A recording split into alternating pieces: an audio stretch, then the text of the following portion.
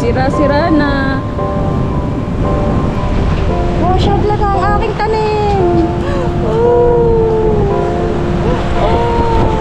Wala na akong tanim. Ayan na lang tayo. Tsaka yun.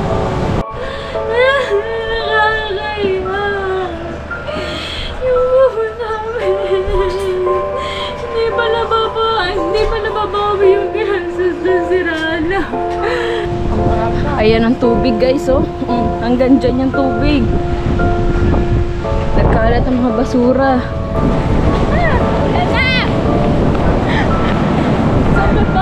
So, ayan guys. So, ito po yung ating beneficiaries. So, hello po. So, ayan guys. So, binagyo sila. So, ipa-flash ko dito yung mga picture na ipinasa niya na ano, talagang, tama ba? Sila din, umakyat din talaga sila sa bubong. Nasa bubong din talaga sila dahil dinabot nga ng bahay yung kanilang bahay. So, ipa-flash ko na lang dyan sa screen yung kanilang pictures. So, ayan, what's up guys? Andito na naman tayo sa Kubo. So, kakagising lang natin na late na tayo ng pag-vlog dahil naghahakot sila ng mga gamit galing doon sa Kubo namin. So, talaga guys, kung kahapon ang vlog ko is yung Kubo lang yung mismong nasira, yung cottage, yung mismong cottage. Ngayon, hanggang kwarto na talaga yung tubig. So, tara, tignan natin. O, ayan sila. Kanina pa sila naghahakot din. Kakarating lang natin. So, ngayon, dahil umaga, so, lumayo na naman yung dagat. So, ayan yung dagat. Medyo malinaw na siya kung para kahapon. Kahapon, sobrang lang. Kagabi, saan? Ganito talaga yung yung doon. So, ito yung kubo natin. Kahapon, ito lang yung nasira. So, kita-kita nyo guys. So, ang taas na ng buhay. Ito talaga yung dagat kagabi.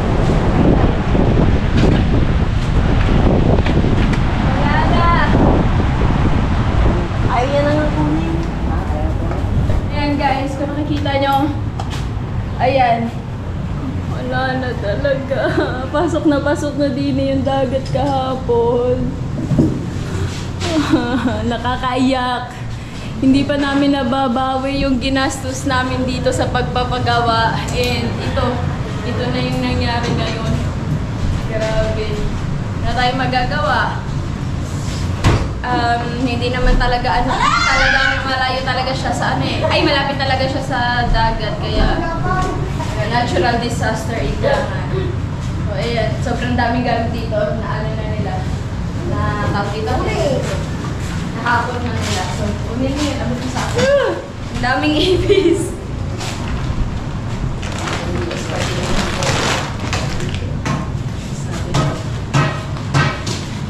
Let's go.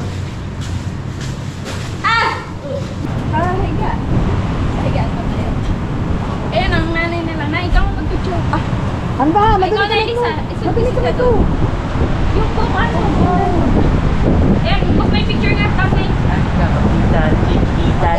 Kita. Ay! Bakit ba naka-portrait? Picture lang wait. Photo. Patay, kung diyasin mo alam ang galing. Tayo din tayo. Tayo ka. Ha? Ito ang kung ano eh. Tayo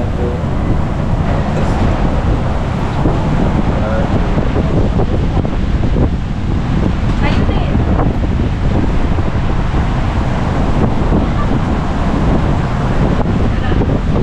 Let's go. Let's go. Tara, let's go. Ay! Magdala ka ng dadali mo doon, yung mga electric fan. Ano ba? Ito mga guys, nakakayak yung pinaghirapan ko, wala na.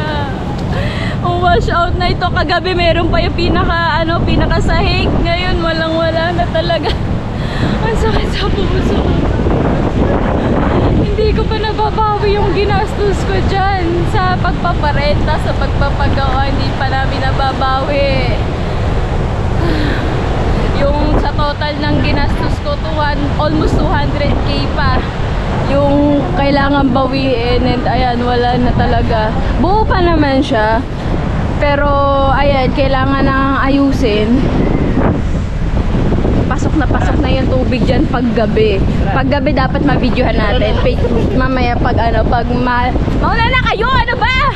Mamaya kapag ma-chachempohan natin, bibidyohan natin siya ng gabi kung gaano kalapit yung dagat. Lumalayo siya pag umaga, pag gabi sobrang high tide talaga. Nandito na talaga ang dagat kagabi. Yan. Wala na. Itong buhangin na tong ilalim niyan, ano siya, semento yan, pinakasahig. Pero ayan, cover na siya ng buhangin. Ito talagang kubo na to. Sinabi ko na kasi, imisin to, magagamit pa. Wala na, hinayaan na din. Kaya yun. Hindi ko naman kaya yan eh. Wala na, yung flooring sira-sira na. As in, simula nung nagawa siya, wala pa kaming naging guest. So ito yung mga asinta o mga hollow blocks, sira-sira na. Grabe.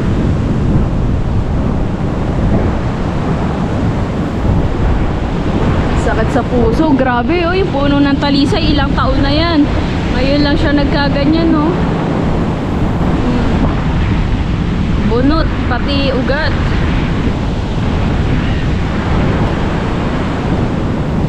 Grabe.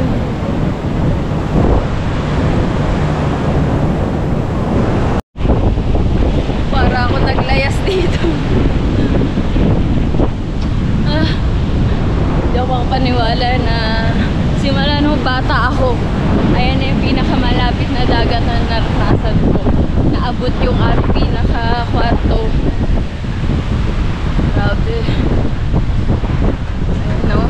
Mga basura, tambay hanggang dito. Ayan ang tubig guys, oh. Hanggang dyan yung tubig. Nagkalat ang mga basura. Ayan pa, hanggang dito nga. Hanggang dito nga ang ano, bangka, oh. Hanggang dito yung tubig. Grabe, ang layo, oh. Yung mga basura, oh. Tambayan dito lahat. Ayan ang pinakabangka. Meron pa doon sa pinakadulo doon. So grabe. Hanggang dyan na lang talaga pinakasagad ng mga bangka, oh. Mga bahayan na yan, pero nandyan yung mga bangka. Yan, si Katagumpay. Nandito na sa tabi ng bahayan. Para tayo naglayas dito. Te, magkano yan, te? Te, magkano yan? Depende na lang. Palit cellphone. So guys, last hakot bago umulan, dumidilim na naman ang kalangitan. Kagabi ang thumbnail ko, clickbait lang na kapakpak na paiyak nung makita si Rampo. Ngayon, totoo na. Ang bigat sa dibdib, kahit wala ako noon, ang bigat. Ang bigat sa puso. Grabe yung pinaghirapan mo. Yung inayos-ayos mo, ganito na siya.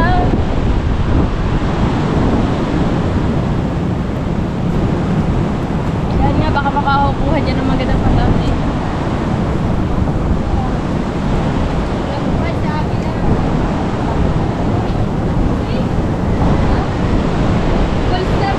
Dito ka.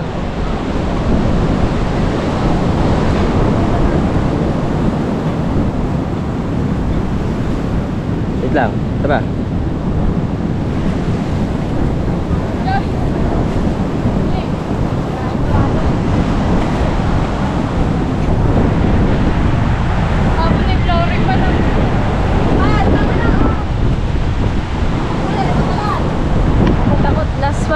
Ayun yung ihawan.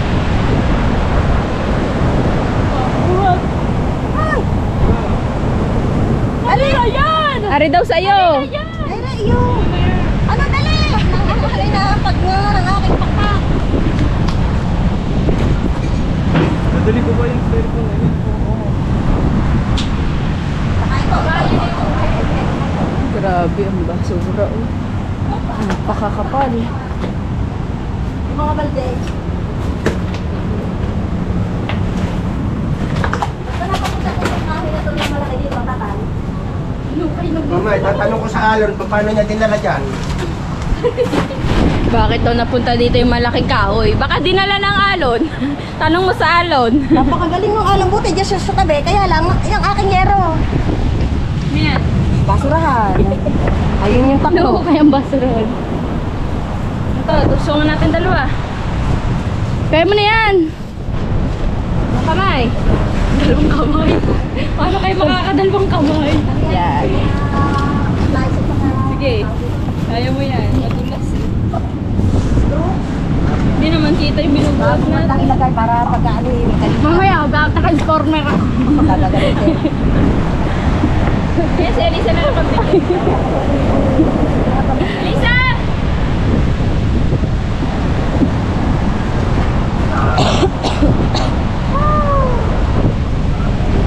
Oh, siya talaga ang aking tanim. Wala na akong tanim. Ayan na lang ako kayo. Tsaka yun. Ayaw mo matay! Elisa, pa-video na lang kami. Oh, naabot na! Tara na, dali. Tara na, dali, naabot na. Huwag na, abot. Ari, Jerwin, yung hinapan.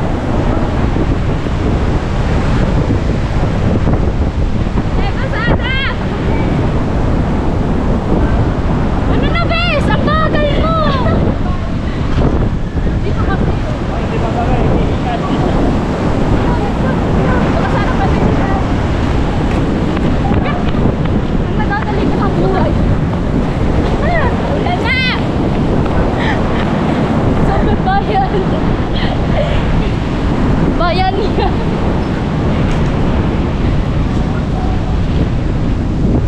Tingnan nyo guys yung bubong mo. Nasa reflected. Yung bubong nila. Hindi ko nakakangalan. Pasada. Dali. Maligo na lang.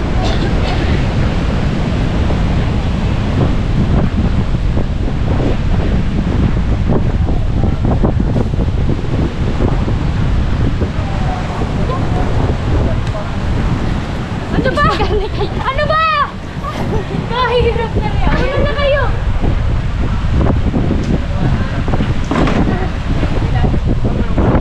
Dali mo, tumakbo ka na. Basaan na tayo. Ito pa naman.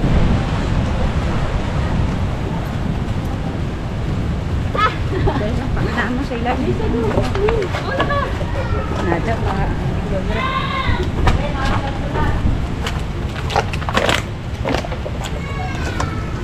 Ang love ako sa'yo. Talagang pag-ibig mo, ito na. Arby, dultag bagush. So ayun guys, after namin maghakot, dito kami sa Save More, bibili kami ng manok pang ulam para sa mga naghakot. So sagot namin yung tanghalian nila. Alright guys, so nakauwi na tayo and nagpapaluto na tayo ng ating tinola. So ayan. Bali, almost 3 kilos ng manok.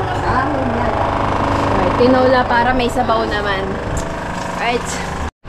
Nakakaya. Yung buho namin. Hindi pa nababawi yung gastos na sirala. Nakakaya kayo sibuyas. Alright guys, so tanghalian na, 12:30 na, mag-aalauna na ngayon palang kakain. So ayan, ulam namin. The seeds.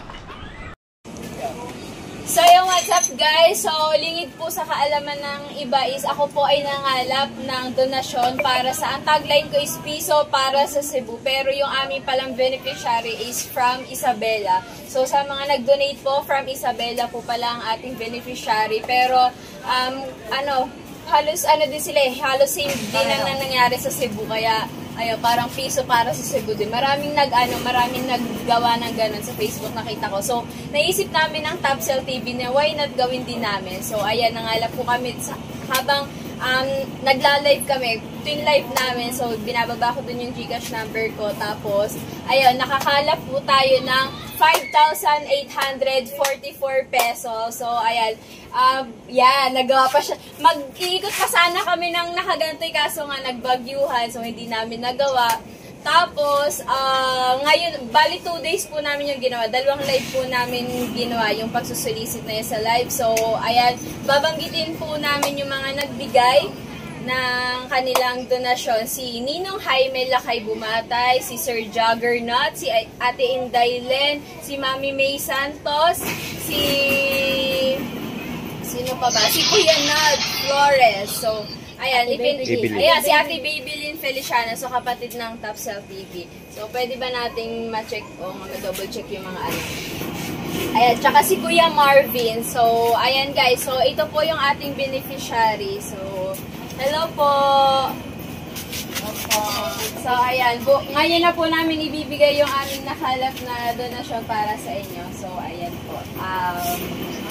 Pinasa na po sa inyo yung mga pangalan po. So, pwede po ba kayong mag-thank you po sa kanila? So, ayan, para po sa kanila. Nakita mo na, te, yung mga pangalan na sinend ko. Oo, yun na, te. Oh, pasalamat ko na lang, te, sa kanila. Hello po sa mga nagbigay. Thank you po kay Kuya Jaime Bumatay, Juggernaut, Inday Len, Flores, May Santos, kay Marvin at saka kay Ate Babylin Feliciano. Thank you po. God bless po sa inyong lahat. Yes. Ate, pwede ko bang malaman kung ano yung eksaktong lugar nyo? Ano po? Isabela Negros Occidental. Isabela Negros Occidental. So, pwede ko po bang may tanong kung bakit po kayo lumapit kay Ate Isel? Ano pong nangyari sa inyo? Ano po kasi na ano po lang yung nakaraan kami dito. Kaya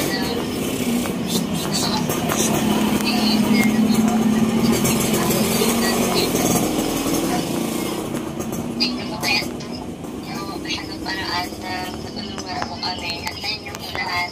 So, ayan guys. So, binagyo sila. So, ipa-flash ko dito yung mga picture na ipinasa niya na ano, talagang, tama ba? Sila din, umakyat din talaga sila sa bubong. Nasa bubong din talaga sila dahil dinabot nga ng bahay yung kanilang bahay. So, ipa-flash ko na lang dyan sa screen yung kanilang picture. So,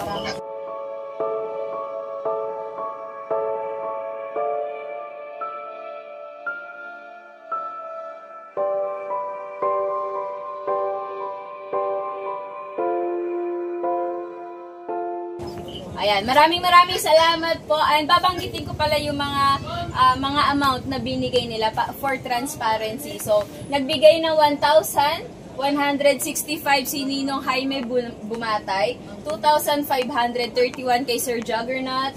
Meron nagsend na DOS kasi ang tagline ko piso para sa Cebu. So, may nag-send ng DOS. So, hindi ko alam kung sino. Tapos, 30 pesos naman kay Ate Inday Len, 600 pesos kay Kuya Nald Flores, 500 kay Mami May Santos, 15 pesos kay Kuya Marvin, and 1,000 pesos kay Ate Babylin Feliciano. So, maraming salamat po sa inyo. A total of 5,844 pesos. So, lahat po yun is ibibigay natin sa kanya, sa ating beneficiary. Ano po bang pangalan nyo?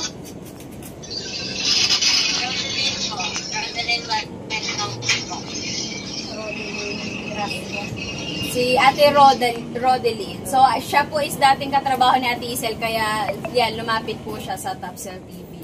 So, ayan guys. So, ikaw na lang ate bahala mamigay dyan sa pamilya mo. Magbahagi sa iyong pamilya din. Sa ibang mo pamilya pa. Okay po. So, ayan. So, Thank you po. So, ayan po. So, kano Ate Isel?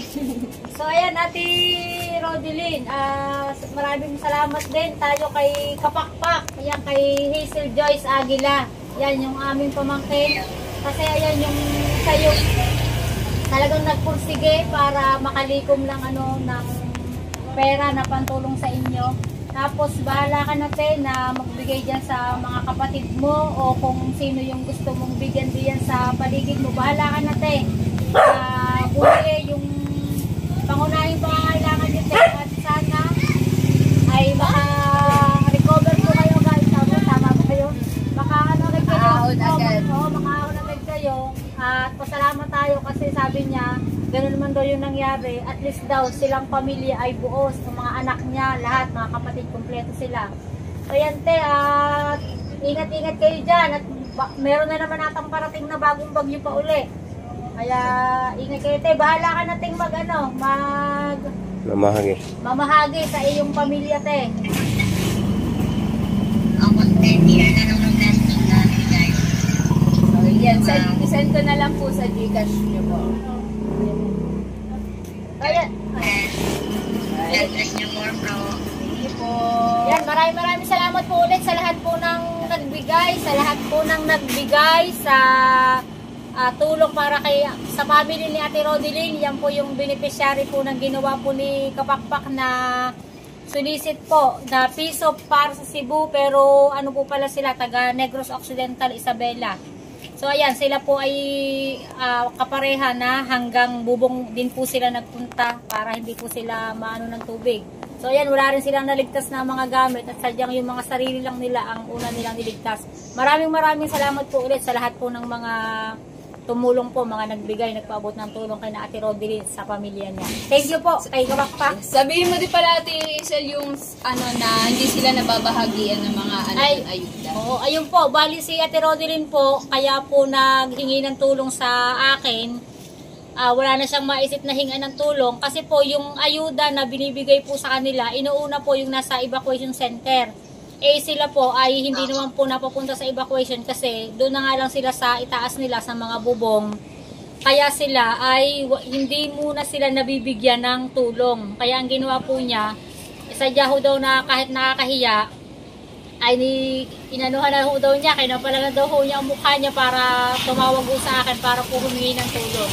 So yan, sabi ko naman po ay hindi naman nakakahiya kung nakakita naman po talaga namin yung sinapit nila. So ayan, Ate Rodeline, thank you ulit sa mga nagbigay. Last message te sa mga tumulong te, sa mga nagbigay. Thank you po sa lahat. Thank you po talaga. Lord na po kala mo balik sa inyo. So, ayan, gusto ko lang din pong magpasalamat sa lahat po na nagbigay at naging posible po itong ang ating ginawa. So, maraming salamat po talaga. Hindi ko po akalain na ganito po kalaki ang malilikom na. Hindi naman siya masyado malaki, pero hindi ko ina-expect na ganito yung malilikom na pera natin in just 2 days, in just 2 lives. So, maraming salamat guys. Alright.